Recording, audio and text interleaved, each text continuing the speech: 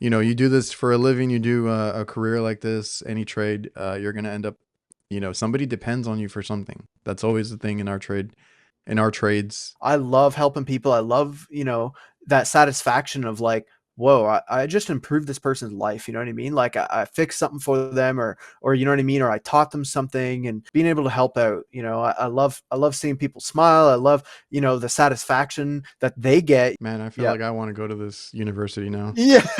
Yeah. I hear you. I might I hear change you. careers.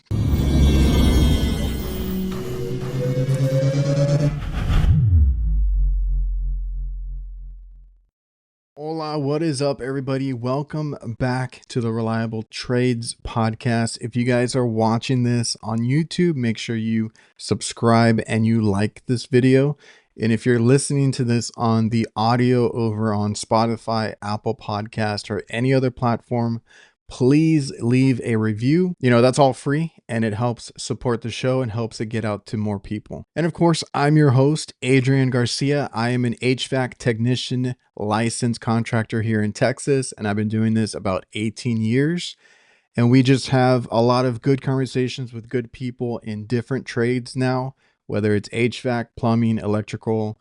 I've had some others in like auto mechanics, anything like that. You bring them on, have a good conversation, and hopefully get more trade awareness out there. So I appreciate everybody who's watched or listened, all the support and making this podcast successful and what it is now. I also want to thank the sponsors of the show, like Jobber, which is a CRM that we use to run our business, which is invoicing, quoting, scheduling jobs, maintenance contracts.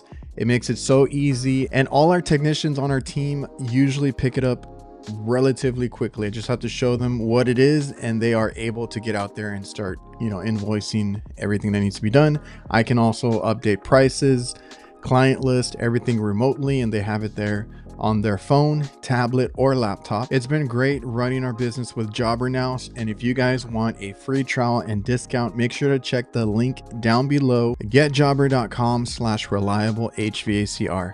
I also want to thank VETO Pro Pack, the best quality bags that money can buy, literally. Spring promotion is the best time of year by far. So check out VETO Pro Pack at your supply house or go to vetopropack.com to learn more. And the podcast is also brought to you by LOKAL.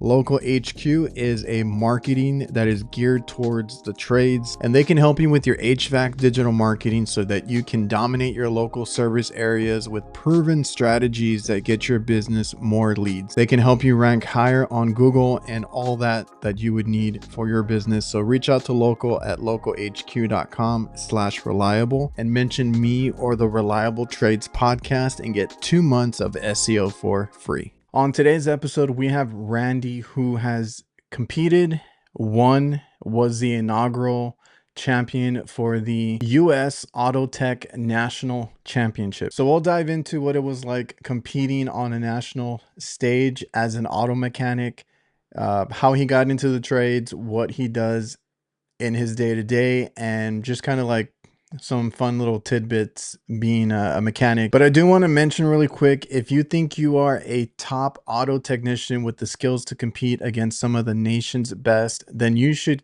enter the US AutoTech National Championship. The round 1 digital challenge is a quick 5-minute multiple choice quiz featuring questions provided by the ASE. This could be your next ticket to winning your share of tens of thousands of dollars and an all expenses paid trip to West Palm Beach, Florida this October. Compete for the coveted title of the 2025 US AutoTech National Champion, which is part of the Service Titan Elite Trades Championship. Don't wait, it's free to enter. Head over to usatnc.com before June 30th to compete. All right, Randy, welcome to the show. I appreciate you taking the time to sit down with us. Yeah. Thank you, Adrian. It's nice to meet you. I'm excited to see, what we're going to talk about today. I'm excited too. There's a lot to go over. You were recommended because of the whole, and I've been talking to a few of the competitors there. You competed in a national championship, basically. So can you introduce yourself, who you are, what you do, and then we'll talk about the competing in that competition. Yeah, absolutely. So my name is Randy Giroux. I'm here in Lima, Ohio. I'm attending school, actually university. So I'm here at the University of Northwestern Ohio. I've been a student here for the past 5 years, actually. I've done an automotive and high performance degree. I've done a bachelor's in business administration, and right now, finally, I'm working on a robotics and automation degree. So, and then that's it. I'm tired out of school, so um, I, I ready to can get into the imagine. workforce. Um, okay, I didn't know all those other ones because I just had you down as automotive. So, Yeah. um, you also competed in what is basically the U.S. AutoTech National Championship, right? You've Yes, been sir. in that since they started it, right? Yep. Yeah. So I actually had the opportunity to compete in the inaugural year in 2021, and I went into the competition, didn't know what to expect at all. Uh, and I ended up making it down to the final 32 students. And they sent us somewhere cool, which was awesome. We went down to Nashville, Tennessee, for the finals, Oh, okay. and it was a big 2-day event, and everything ended up playing into my favor, and I ended up winning the inaugural competition. So it was pretty amazing, and And you're definitely a multiple time winner, right? So what years did you win? And I think you came in second one time. yeah. So I actually went back to back in 2021 and 2022.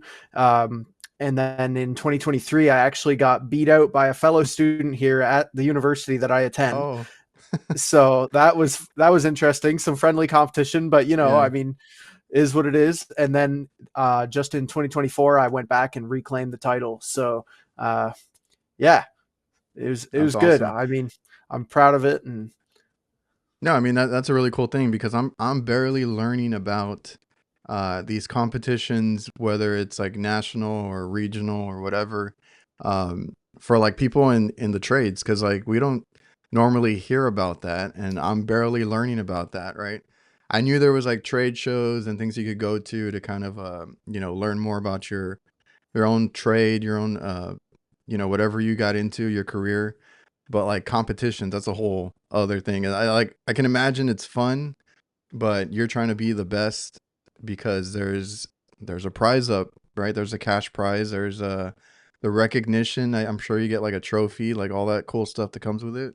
And yeah, yeah. like you said, there was a friendly competition because you got knocked off one year, but you come back and you just be competitive about it. Yeah, exactly. So, that's the competition adds a whole nother level to it. I mean, it's tough to work under pressure, and especially, that in the field with the automotive stuff, if you're working flat rate in that, your whole career is based off of working under pressure.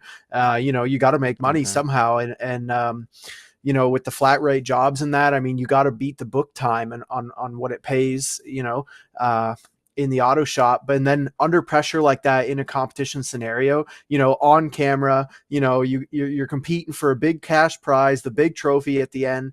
It definitely adds a whole nother aspect to it. And what they've done with the U.S. AutoTech Championship is definitely really cool. And it signifies, who's the best, and it really allows you to be out there, and you stand on a podium, and you get celebrated for what you do. Recognized and celebrated, Exactly. yeah. Because that's the whole thing with me. Because I've kind of leaned into the social media stuff. I've found other like technicians in my trade, and we kind of like there's negativity. There's always that kind of bad competition, but there's always people that are positive and they want to help you, or it's like friendly competition. You make each other better, things like that. So I've really leaned into that, and I've been to events where I can go with other other people that are like minded. They want to do better. Was that experience similar to that? Like when you went there, was there a good relationship between you and the other mechanics that were there competing? Like the job, was it a positive experience? Yeah, absolutely. And you know what? The way they set up the US Auto Tech National Championship, they have it set up so it's like a family and a friendly event where, it's not there's no I mean, of course there's tension between the competitors because I mean, you want to be the one on top, right? But they have it set up in a way that, like, there's a hangout area, and you play games, and you talk, and you go to dinners together and that, and you know, it's more of a celebration and the recognition of what we do rather than like the tension and the, you know, the butting heads and stuff. So yeah, absolutely. I mean, friendly competition for sure. You know, you mentioned the pressure of competing. Is this televised too? Yeah, so I So actually got I aired can't on imagine. Fox Sports. Yeah, yeah, So like I just talked to somebody about doing the HVAC competition because that was, you know, they're all the same. They're all televised. You can find them probably on YouTube. I need to go look them up. But like there's cameras on you at all times, right? So I told him yeah. I just saw like a small clip of one of the competitions and somebody messed up when they were installing something and they zoomed in like so much on it, and then they had a did you guys have somebody like on the spot asking you guys questions or anything? Because I saw that too, and I was like, I would have been like in the worst mood if I messed up and somebody shoved the Yeah, microphone in my face. yeah, absolutely. So actually, they have Chip Wade. He's the Oh, host, I that's think, of right. HGTV. But yeah, he was on the floor, and he'll get right in your face with the microphone, you know, mid working, and you know, what's going on, Randy? How you doing? Like, how you making out? Are you on task to, you know, to achieve your That's goal and hard. this and that? And it is, and you can't stop. You know, you can't stop and have a conversation with them. Like, I mean, you got sweat dripping off your face, you know, down your Yeah. back. I mean, you, whatever you're doing, swinging a hammer, an impact gun, I don't know, but you Everybody know, everybody that watches the show will see what a real tradesperson looks like, you know, full sweat, full stress, everything like that. absolutely. I also want to thank DiverSitech. They simplify your work. They have everything a contractor needs to complete a job. That goes from equipment mounting, condensate, management, tools, maintenance chemicals, electrical components, indoor air quality, and much more. They have different branches under the same umbrella. More than likely, you're already using some of their products or tools. So go check out diversitech.com, and it's your one-stop shop for everything HVAC. I've gotten a lot of compliments on these line set penetration covers. They're basically, when you get an install done, you have the line set coming out the house or whatever a wall you came out of. You normally have to put like foam spray or, you know, cover it up somehow. AIREX has these covers that just look professional, and I like the form factor. I've seen others and they're a little bit too bulky. You know, this one, it just gives you what you need. They have two different models. If you need a slimmer one, they have that too. And what I really like is they finally have now one for existing line sets. Now it's two pieces and you kind of just put them together over the line set and then mount it and drill it in. And it's a good selling point to make an existing install look better. I've gotten so many compliments, like I said. So make sure you go over to airexmfg.com and check them out. So you mentioned about the rates, as far because you guys in the mechanics, you guys do flat rates a lot, right? Because we do that. uh I don't like to do that because I'm a commercial HVAC tech, so I like to bill my hours, you know, and do that kind of stuff. But I do understand where flat rates can be helpful, this and that. Is a mechanic career a good career to get into? Is there money there? Because I in every trade there's always complaints like I don't make enough, or I don't know if it's a good career. Like what's your take on, you know, being a mechanic? Yeah, well, honestly, I think it's an excellent career to get into, but the biggest thing is you got to stay focused and you got to want it. You know what I mean? You got to have that determination. And I mean, it's just like going to these competitions, you know. But you know, if you're gonna work flat rate in a garage and that, you got to be determined. Like, you got to have that mindset. I'm gonna make money. You know what I mean? And you know, some of the jobs, I mean, it is what it is. Sometimes, you know, you get a little bit screwed, you know, Yeah. especially in the north working on northern cars and rust and that. Like, you know, sometimes the rust can fight you in bolts and you break stuff and whatever. You know, you're trying to get to one part and you break another part on the way there. And you know, I mean, that sucks. And then, but a lot of times, like, yeah, it's all about the determination and how bad you want it. You know what I mean? And those guys that are getting into it and want to be an automotive technician, you know, as long as they're determined enough and you know, they put their nose to the grindstone, there's definitely a lot of money to be made in the industry, especially flat rate. You know, if you can beat them book Oh, okay. hours, I mean, you're gonna do really well. So That's awesome.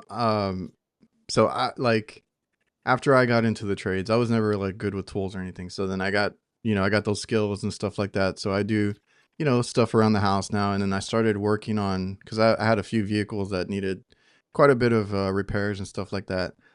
So I got into it, and I kind of understand like that stuff can be frustrating trying to get into some of these, areas. So I can only do so much, and then I'll take it to a mechanic. And it's just I can imagine, dude, it's like a lot of work working on vehicles day in and day out, one after the other. Some people get frustrated when they go to a car shop and try to get some work done, but it takes a lot of work. Absolutely. And that's one thing, like from the customer standpoint, sometimes they don't understand, like, wow, why am I getting billed 7.2 hours for spark plugs? Well, unfortunately, you bought a, like, Oh yeah, it here's a depends on the prime. car too. That's right. That's right. And the more modern you get, like, I mean, That's what I'm honestly, the worse worried the about. engineers have it designed for us. Yeah, like honestly, yesterday I'm working on a friend's 2019 Cadillac CT6, and Okay. the spark plugs actually bill 7.2 hours for it because like essentially the whole top of the motor's got to come apart to get access to them because they stick like air conditioning lines in the way, turbo intercooler lines. It's a liquid cool intercooler, so you got to drain the radiator and like it's spark plugs. It's like it's one of Yeah, the I most know. simple essential parts of the engine and supposed to be right there, easy access. But like I mean, they're buried on this car, and it's it makes it tough, but I it is was what it is. working on my own. I had an Acadia. That was a newer one, not super new, but a few years back. And I went to go. I'll say I can change the spark plugs, right? Like it's fine. I couldn't get to the last like two or three. I was like, no, Yep. I just changed the ones that I had access to, and I was like, Yeah, I'm gonna take it in or something. But yeah, I've that's what I've been worried about the whole.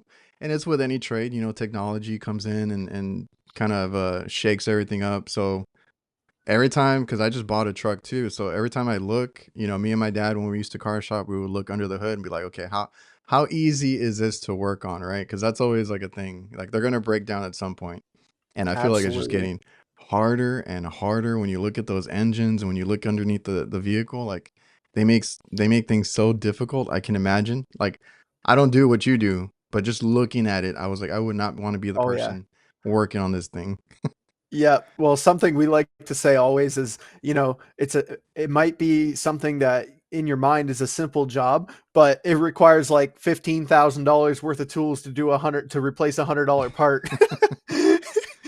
That's what uh, I tell people too, because I do, AC work, and they're like, why are you charging me so much for like a small part? Well, it's like I needed the tools for it. I got to do all this, other things to get to it or whatever it is, and the customer doesn't get it all the time. In a lot of trades, there's a shortage of good, technicians. Are you seeing that in the mechanic world too?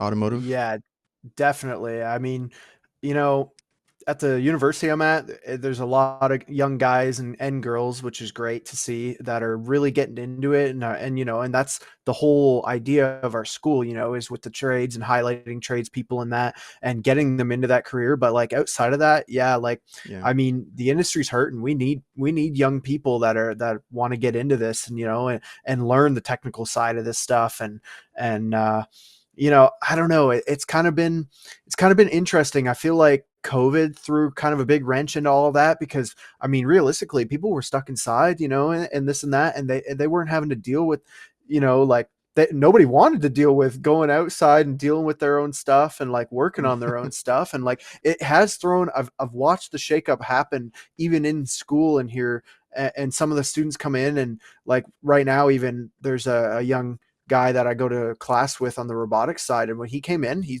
never touched a tool in his life. He never, you know Mm. what I mean? He barely worked on anything, and honestly now it's great. He's like the most improved in our class and he's excellent, nose to the grindstone. And but it's just interesting. Like I didn't grow up like that, you know what I mean? I was always tinkering with stuff and always playing around with stuff like that.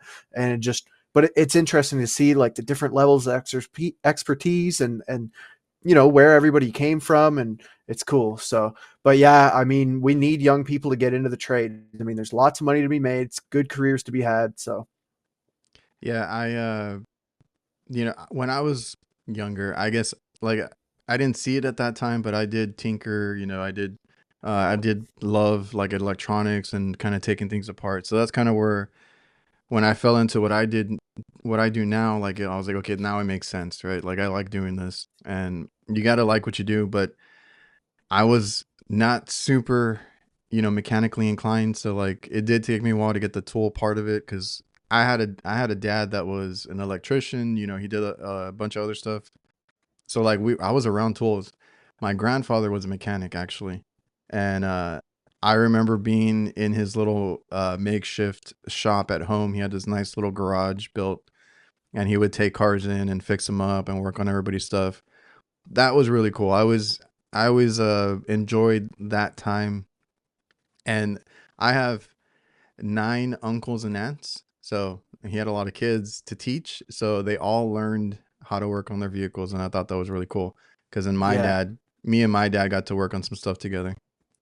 Yeah, absolutely. That's good. And that's part of it too, you know, the generational passing it down and this and that. And I mean, honestly, I'm like first generation, you know, that's really into cars and headed towards this field. But like my dad and my grandfather, they were both actually arborists, so you know, tree climbing, tree service, and all that, Oh which yeah, good career as well, absolutely. But you know, I wasn't really into that, and you know, at first I thought, you know, when I was really young, I thought, yeah, maybe you know, follow my dad's footsteps and be a tree climber and that. But I just, I don't know, I got into cars, and that was yeah, it, man. I mean, that's just yeah. Because meh. even with my kids, I have kids that are 9 and 11, and one of them has shown interest in what I do, like real curious and stuff.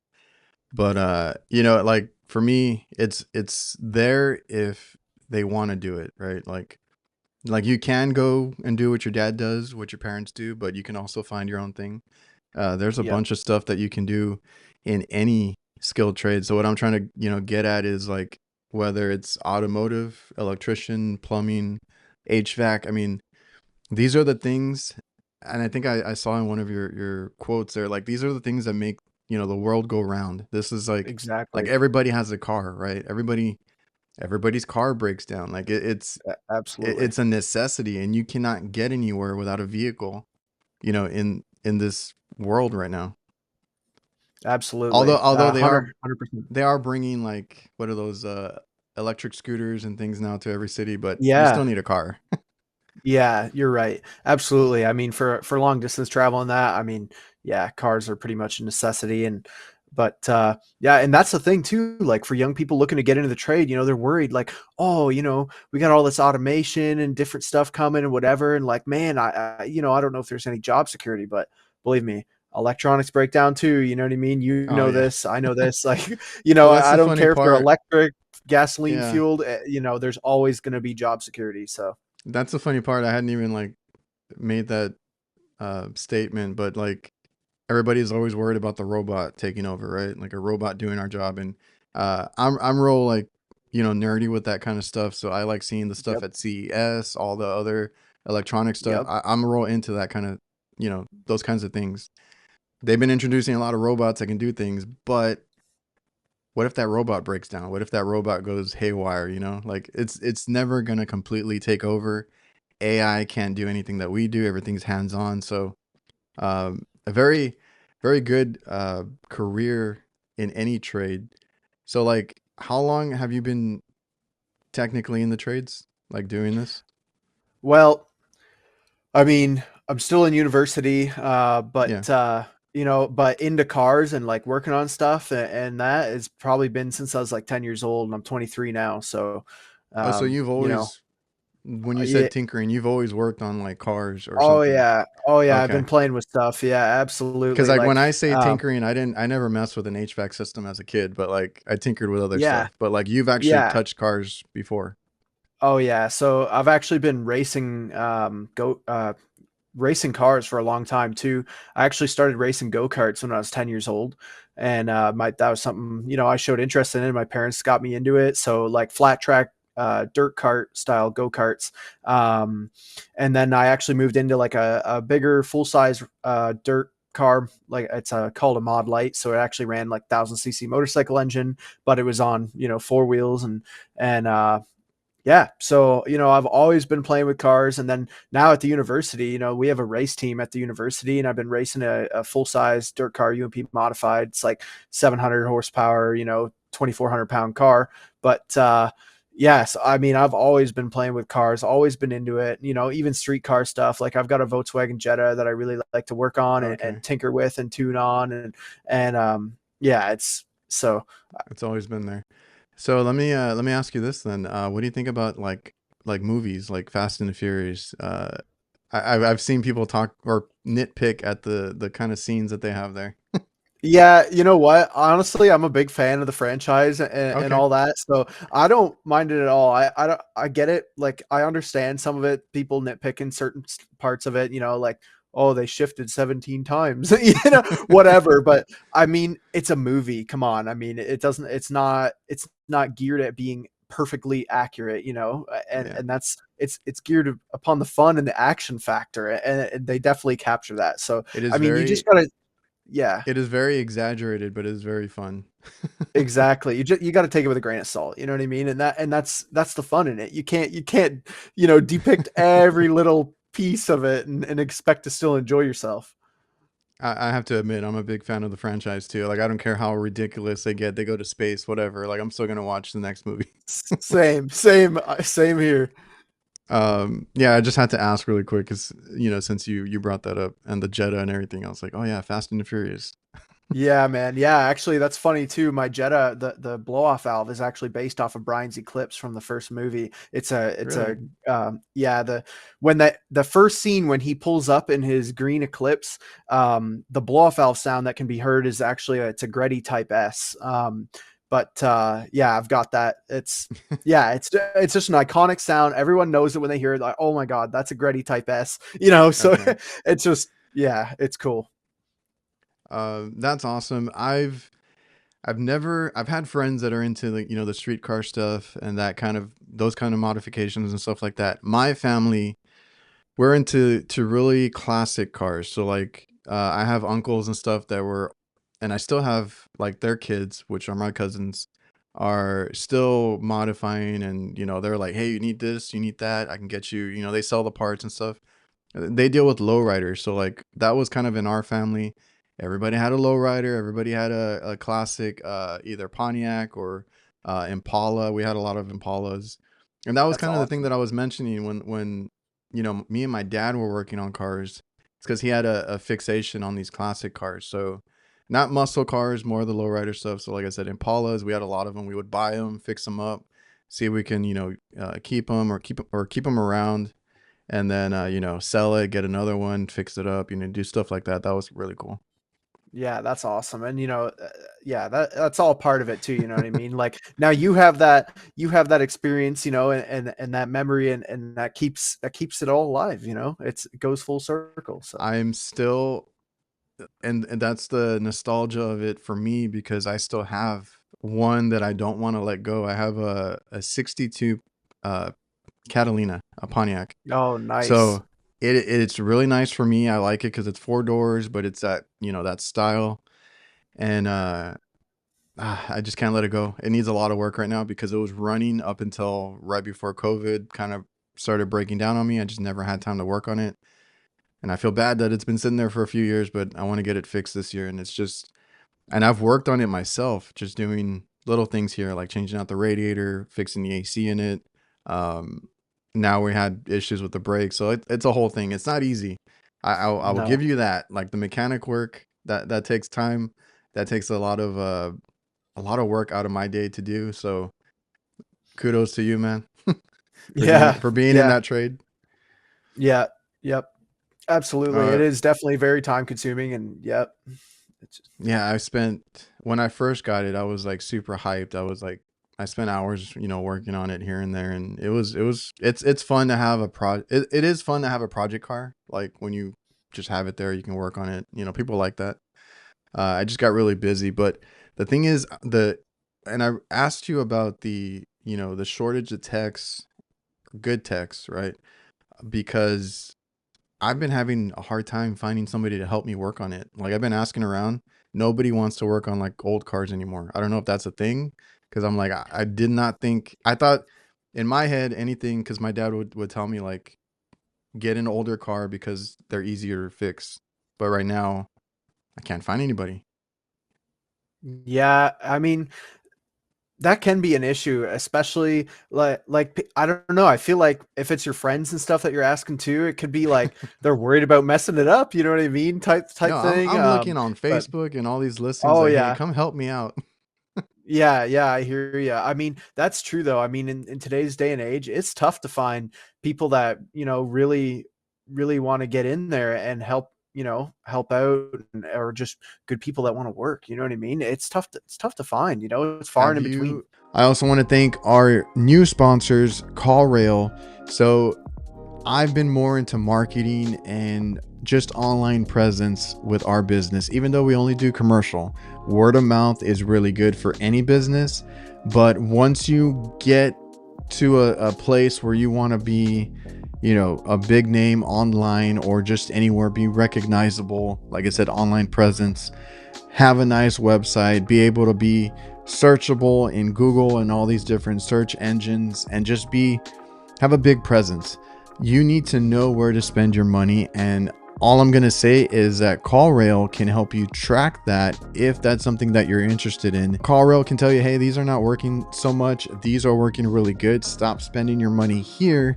Put more money and effort into this, and just be smarter about what you spend. So make sure you go by callrail.com. They do have a no risk free trial and you can check it out for yourself. I also want to thank another new sponsor, Resideo. Basically, they help with a sustainable home and they make it a safer, cleaner, and smarter home. They have so many things that work together.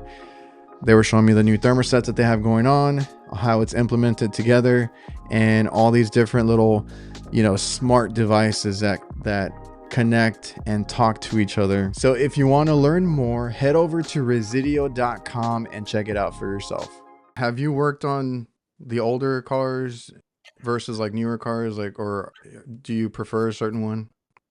Um, It goes both ways. Honestly, I've worked on new and old. I mean, it just depends. You can gain skill on both. Like the race cars and stuff that I've dealt with. I mean, Oh that's all yeah. carbureted. It's all small block Chevy based. Like the technology that's been around for a long time. And that's it. You just got to learn different aspects of it. How to tune a carburetor and how to time it. Run a timing light and turn the distributor. And set stuff like that. And I mean, nowadays it's all computer numerical and like my Jetta, for example, that's on a standalone ECU, and I've done I've built the motor somewhat, and big turbo and all this stuff, and running a totally different fuel system, and so I have experience both ways. I mean, the old heads would hate me for saying this, but I think fuel injection personally is superior, just Okay. because the computer is accurate, and it can adjust for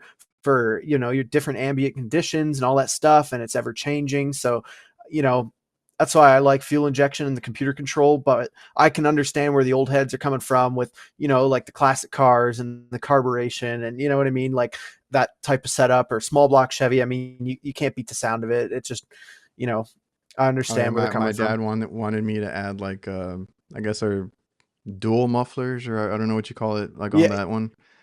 And yep, I'm like, dual okay, exhaust, yeah. dual exhaust, there you go.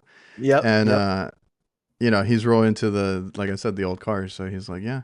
He had it in my head like, they're easy to fix, just work on it yourself. But I don't know. Right now, like I need help with certain things because I can't find everything either for it. So it's there. I'm gonna work on it. That's kind of a goal this year to get that going again, because that was like my weekend car. Just getting out, riding around. Yeah, go cruising. Yeah. Oh yeah. My dad always would say that we're gonna go cruising. That's the cruise car or whatever. Like that was always the Yep. thing that my parents did on the weekend. Yeah, that's cool though. But like and it's funny that you bring that up, the old head thing, because that's kind of what he instilled on me, was like, oh, it's older, it works better, it's easier, this and that, because he hates the new stuff. Um, Yep. but you got that in every trade, because I'm kind of the same way. Like in my field, because I've been doing this about 18 years, so like I've been in that period where there's no internet, there's no technology to be used, in the field, to where now everything's on your phone, everything's digital, everything's computerized. We're getting to a point where, some of the guys in our field need a laptop to go around and program things, right? Everything has a computer now. So I get it too. Like the old ways are like set in stone. Those are like everybody's, like you said, old heads, old techs. That's the way they want to teach, or they want everybody to learn that. But I'm getting very, and I used to be like that, but I'm getting very like, you need to keep up with the times, right? Like the newer stuff can be better. And like you said, if we're digital, if we're on a computer or whatever tool that you need for the job, that is like a newer technology, like it is dead set accurate, because you can get down, to the exact number that you need or on whatever you're working on. And I've been saying that lately. I'm like, I know I'm going to get a lot of hate for it, but like the new stuff, you got to get with it. You need to go digital. Because our tools used to be analog. Like I was like, you don't know the accurate reading, right? Like you got to get with the new stuff. Absolutely. And that's the exact same way in the automotive industry. Like, yeah, like I was already talking about, with the digital computer stuff. I mean, some of these cars now, I mean, there's like some of it gets a little out of hand because, everything's power, electronic, power seats, heated, whatever, heated steering wheels, all this stuff. You know what I mean? There can be like 20 computers in one car, you know what I mean? Between different body control computers and engine control, transmission control, they got all-wheel drive control computers. It's just, I mean, it's never ending, but you know, as long as when it all works in sync, I mean, it is definitely far superior. I mean, the cars nowadays, I mean, they borderline drive themselves, you know what I mean? Which, I mean, Oh, I I'm love not that. a, I'm, yeah, do you see? I was just gonna say, I'm not too big of a fan of that. Like, I'm like, I want a driver's car, you know what I mean? I want to drive the car, Yeah. I mean, the traction control and all that stuff. It is what it is. I mean, I understand it's all driving aids, and you know what? It all has come together to help prevent accidents and stuff like that. And I love that side of it. But in the aspect coming from a driver's Yeah. standpoint, like, I want that authentic feel. So I have well, we have some newer vehicles now. So I was never into, like, I didn't really use cruise control or anything like that, but I was like, okay, like what I'm looking forward to, being older, is all the safety features, like you said, like that come with it, right? So that's helpful. I love having the bells and whistles on the safety side.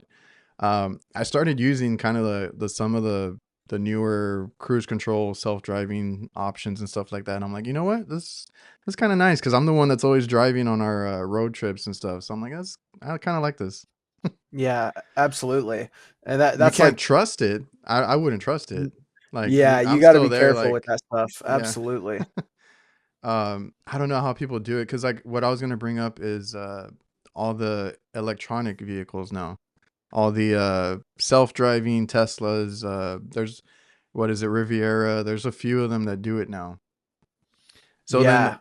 do you do you learn about those, touch those at all?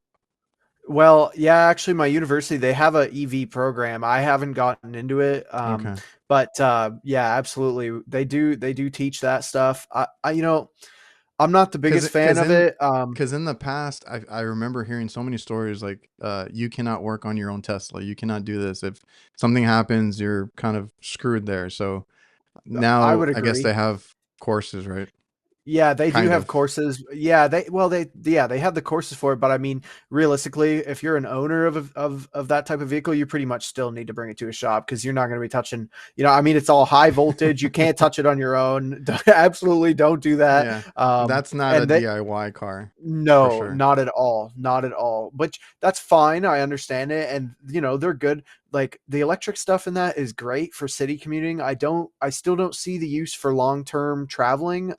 See, I was But looking into the Ford Lightning because I need a service vehicle, like to get around, get my tools, and work on stuff. So like I travel a lot, and I was looking at the mileage on them, and I was like, oh, like it's almost there, but it's not quite there. And then like obviously if I can't charge it, that's kind of another issue. So I was like looking into it because I thought they were kind of cool, especially like being able to power your house and power your tools, stuff like that. So like you said, like I don't know, it's cool, but it's not there yet. yeah, Yeah, exactly. You're hitting the nail on the head with that. So I was just gonna say, um, honestly, the battery technology is the one thing that's holding us back. They're using lithium batteries and and unfortunately, people don't understand Oh yeah.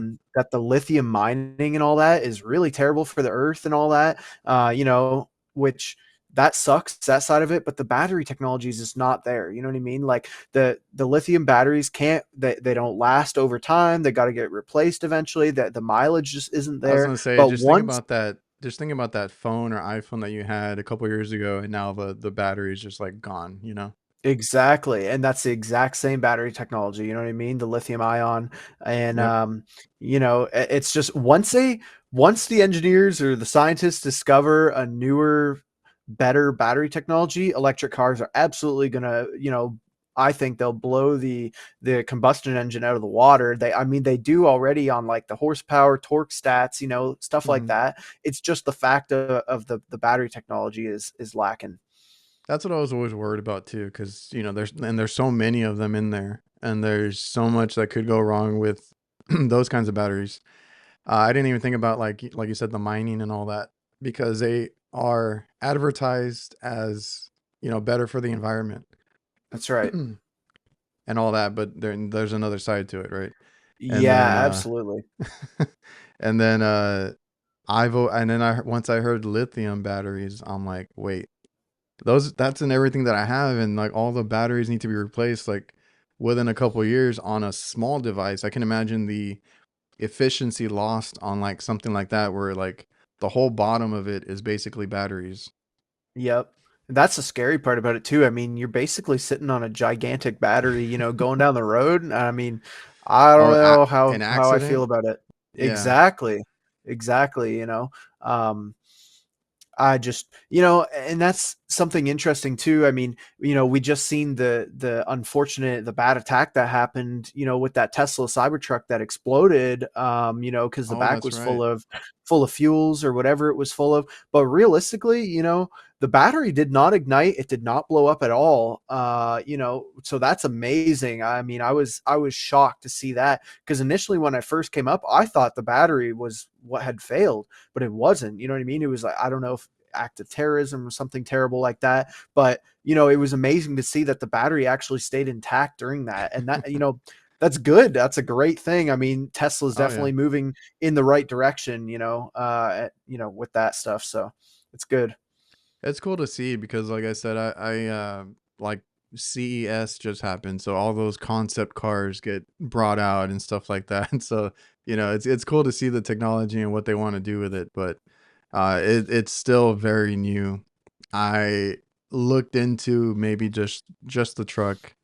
I don't think I would ever buy, or I wouldn't buy one right now, but it's interesting. I know you said you got into it very young, like you've always been into cars, but like when was it that kind of you showed an interest in that, Yeah. and So how? honestly, I was probably like 8 years old, I think 9 years old. Well, my parents always used to watch NASCAR on TV and this and that, and I started showing an interest in it and watching it with them. Around 8 years old, and that my parents were like, okay, well, let's go to a NASCAR race. We'll attend a race and that, and we attended our first race, I think, at Pocono Speedway in 2010. And then, we went to Watkins Glen too, and that, and we loved it. We were all about it, and I was all about it. And then it was like, wait a second, I want to get involved in this. I want to get involved in cars, racing, whatever it is. And then that's when, we got the racing go kart, and I started racing karts at 10 years old. So, uh, that was kind of it, man. After that, I was like, man, I'm going to be involved in cars. I love it. And that's it. Anything with a motor though. I mean, I love tinkering with ATVs, Sea-Doos, all Okay. that stuff. I've had all kinds. I've had classic Sea-Doos, I've had classic ATVs and stuff. Work on them, rebuild them. And that's just it, man. I just love it. Anything with a motor and wheels. I mean, it doesn't Yeah. even have to have wheels, motor, propeller, whatever. I'm all about it. So that was probably when I got into it, and it just stuck. Like that was it for me. It's so cool because and you mentioned that your parents were not in the mechanic world whatsoever, right? Like they were doing completely different careers. You showed this interest, And they were super supportive. That's what I love to hear, right? Yeah, Because it spawns this interest, this career, and then like you're doing that now, which is what I want to do absolutely. from which is what I want to do for my kids. I would love for them to show interest in what I do, but like whatever they want to do, I'm good with it. Um, but that's the cool part of it is just because like any trade that I get into on this show, like we talk about like how it's applied in the real world, like working on a motor, like so many things have these motors in them, right? Where you can change, the oil or the carburetor or whatever it is. Like you work on a lawnmower, you work on anything around the house, like you can do that having a mechanics skill, like an automotive skill, because so many things. I know we're going electronic now, and that or electric now. That's the whole thing, but a lot of things you can work on just knowing how to work on a motor.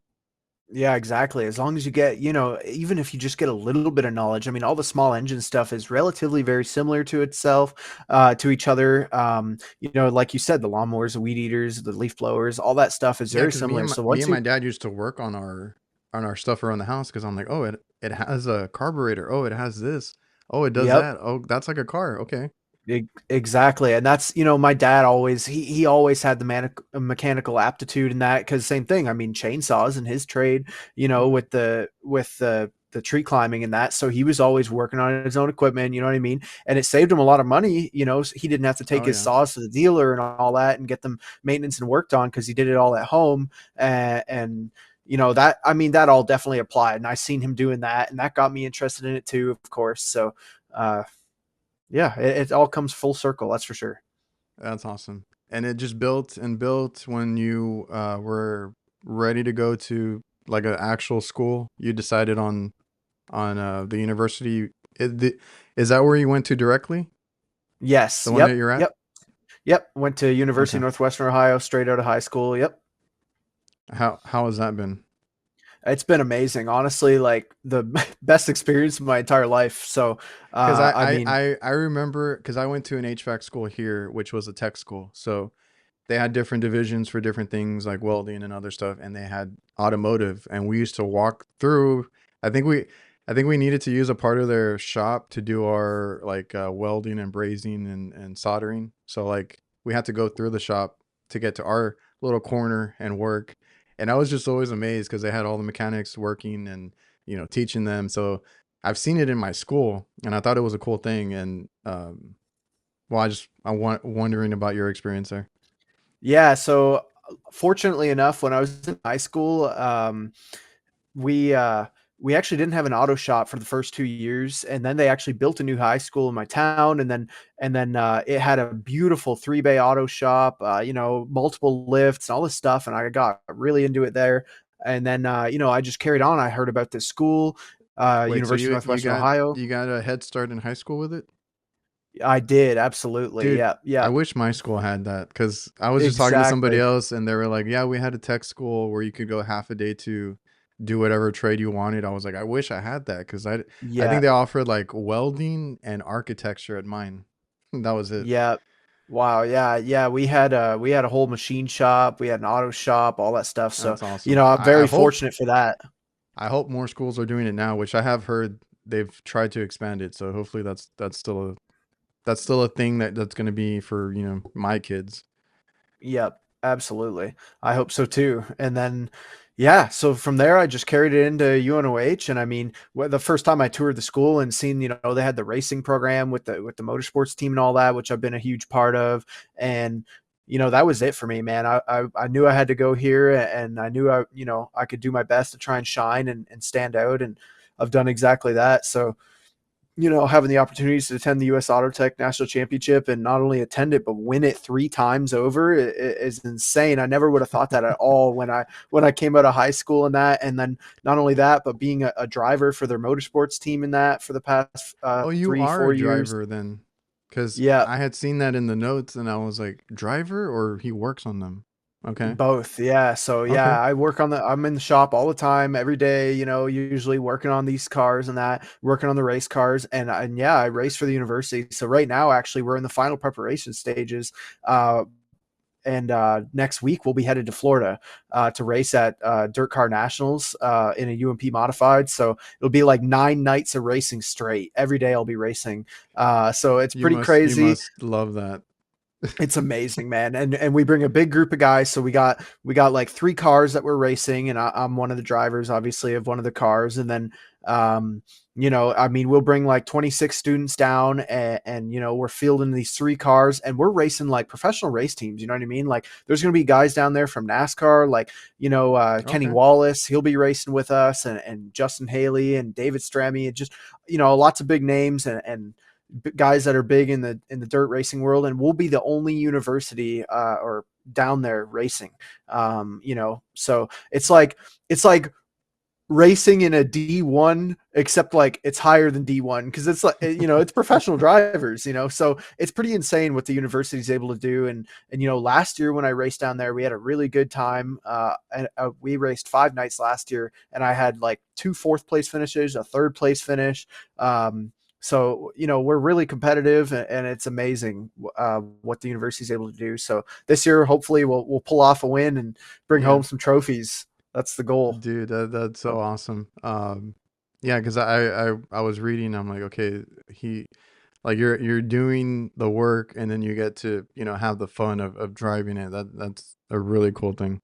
yeah, it's amazing. And I mean, we go on with that too with the motorsports team. Like lots of the students have different positions. So like, I got a crew chief on my car, and he's amazing too. Takes care of it, looks over the whole crew, and makes sure everybody's doing their job right, and making sure the car is prepared and to the best that it can possibly be. And then, like we set it up. We have corner guys. So like each guy works on like their specific corner at the track. So like the left front, left rear, right rear, you know what I mean? They take care of all the components on each corner, suspension wise, whatever, drivetrain wise. We got an engine crew that just looks after engine, drivetrain, fuel system. So it's cool how we have it set up, and it functions like a real race team. You know what I mean? So it's cool that the students can get this experience and the hands-on Yeah. experience here at UNOH. And it's just, honestly, it's second to none, man. There's no other university like this place. I mean, you got a lot going on there, but do you work separately from the school? Or Yeah, so well, no, I actually work on campus at the school while I'm okay. here, just at our student activity center. So we actually have a place called Racer Station. Essentially, it's like a big student hangout. We have like a bar set up. Like and we serve food and just play games and pool tables and stuff like that. So I work there, while I'm going to school. So, um, Okay. Man, I feel yeah, like I want to go to this university now. yeah, yeah. I hear you. I might I hear change you. careers. Don't do that. You're already well established.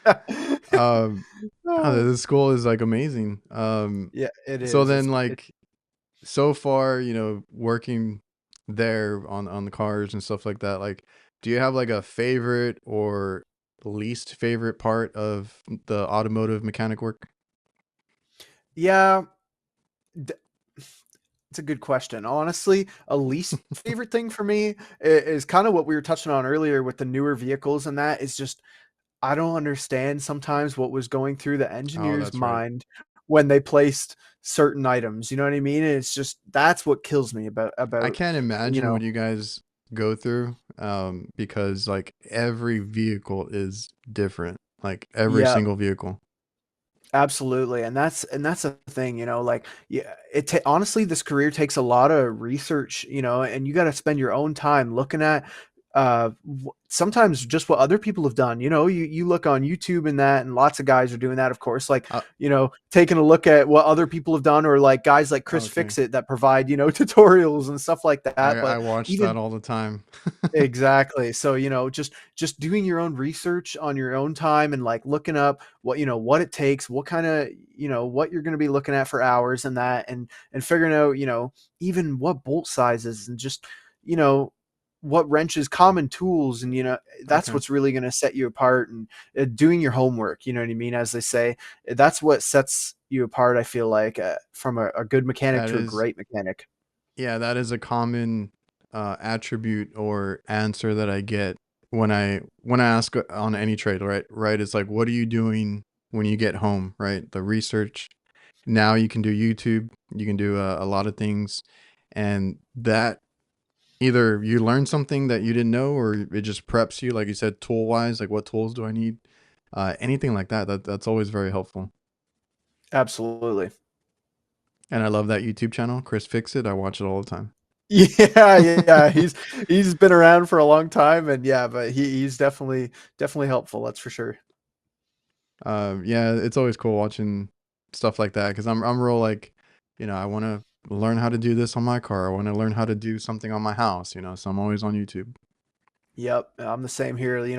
I'm always tinkering with something, and that's just like I built my own computers, and I love doing that stuff, and even some of the hobby things I'm into, like even Well, I well, race. real quick, I'm sorry, real quick, because I was gonna say like I feel like your hobby is your work, but yeah, if you have like, do you do anything else on your off time?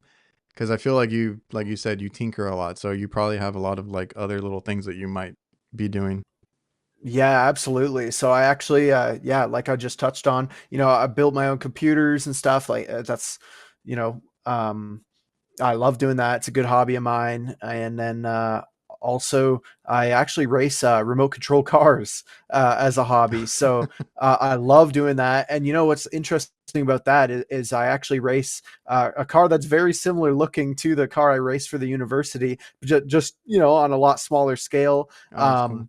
But it's interesting to see a lot of the stuff from the big car actually applies to the little car. You know what I mean? Like all the setup stuff with the suspension and making the car turn better and all this stuff and making it faster on the racetrack, on the little racetrack, applies to the big car too. You know what I mean? And it goes both ways. So it's really cool. So I love keeping busy doing that stuff, and it's easy to work on because you can just do it right in your living room. You know what I mean? Instead of needing A a shop. huge garage space. Yeah, Yeah. exactly. That's right. It's funny because I went down a rabbit hole one time because I was like racing RC cars. Like I didn't know that was a thing, and then I went into it. I'm like, oh, these little things actually, have motors and they go pretty fast and stuff like that. So that's a whole other world too. Absolutely. Yep, and that's it, man. I feel like I get bored quite easy, so I'm always trying to, feed my mind with something new, something different. I'm trying to learn about stuff and just expand my knowledge, and that's just how I've always been. So Yeah, I'm the same way. I get bored easy. I end up doing or taking on another hobby, and here we go with another rabbit hole going down hey, some other stuff. hey, it's not easy on the wallet, is it? No, I have to stop myself after a while. Yeah, exactly. Me too. And so then what's something that you really enjoy about being a mechanic or your favorite part of it? Um, Honestly, one thing that I really enjoy about the being a mechanic is definitely helping people. I love helping people. I love, that satisfaction of like, whoa, I just improved this person's life. You know what I mean? Like I fixed something for them or you know what I mean? Or I taught them something and, that is what really, really gets me is just being able to help out. I love seeing people smile. I love, the satisfaction that they get. It feels like it really pays off for me in that way. Like we can't be without any trade basically. So I've talked to, plumbers, you got to get water to your house. Electricians power everything. HVAC, nobody wants to be in a hot house or a freezing house. And mechanics, we use our vehicles to commute. I use a vehicle for work. Like it's everywhere. You got to know, or you got to have that trade around that skill. And it's always about helping others because like the people that you end up, you do this for a living, you do a career like this, any trade, you're gonna end up, somebody depends on you for something. That's always the thing in our trade, in our trades. Somebody depends on you for their vehicle, getting them to work or whatever it is, picking up the kids, stuff like that. So it's always cool. Yeah, absolutely. And I love that. And I love like the tying it into everything and how it comes full circle and that. And I really think that's super important, especially in today's societies. Like, sometimes I feel like society gets so separated, you know what I mean? And I love that, even just something as simple as the trades and everyday items that we need, electricity, whatever, plumbing and HVAC and cars and you know what I mean? Like, it's good that we can tie it together and try and help each other out, because that's what we really need. You need the world to be tied together and everyone to be trying to help each other out and make the world a better place. Do you work on the HVAC in the vehicles? Yeah, so they do training here for that at the Okay. university, and yeah, we I know how to do the air conditioning work and that, and the heating and Is that that difficult part of it. So to add that kind of skill to what you do already? it's not too bad, to be honest. I mean, the machines that we've got dedicated for like the evacuating and the recharge process is pretty simple in that. The all the vehicles are relatively the same. Some systems are just bigger than others. Some of them are placed very terribly, so it makes I them was gonna hard to say get at. because I do watch like a YouTube channel that does only the HVAC on the cars, and I'm like, Yep. oh my god, like I would not want to try and get into those spots. Oh yeah. Sometimes, I mean, it can get brutal, especially you I get into had big vehicles. Yeah, I had an SUV where the the I don't know why the high side was on top, right? It was easy to Yep. connect my high side gauge, but the low side gauge was on the bottom between the radiator and something else. I was like, how the hell do I get to this? It Yep. was always a fight trying to get one on top, one on the bottom, and then trying to charge it up. And none of the Yep. little kits that you get from Walmart ever worked on that. So I had to use like No.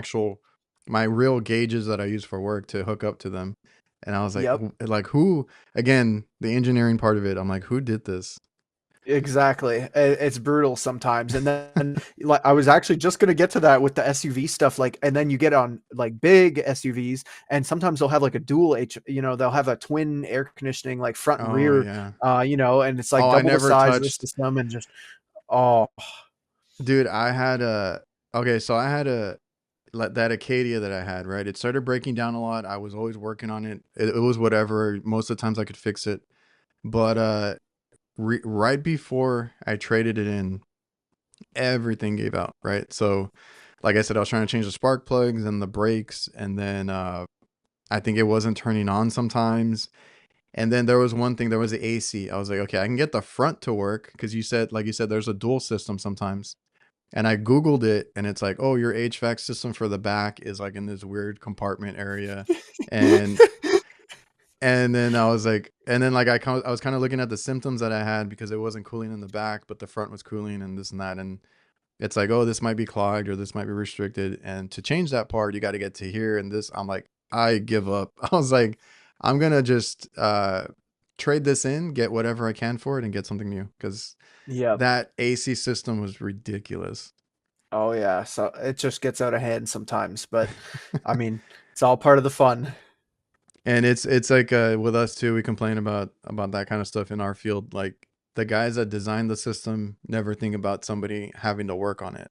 I just don't understand that part of it. Do you have any advice for anybody that maybe has an interest in mechanics, automotive mechanics, and wants to get into it? Do you have anything to kind of sign off on that? Yeah.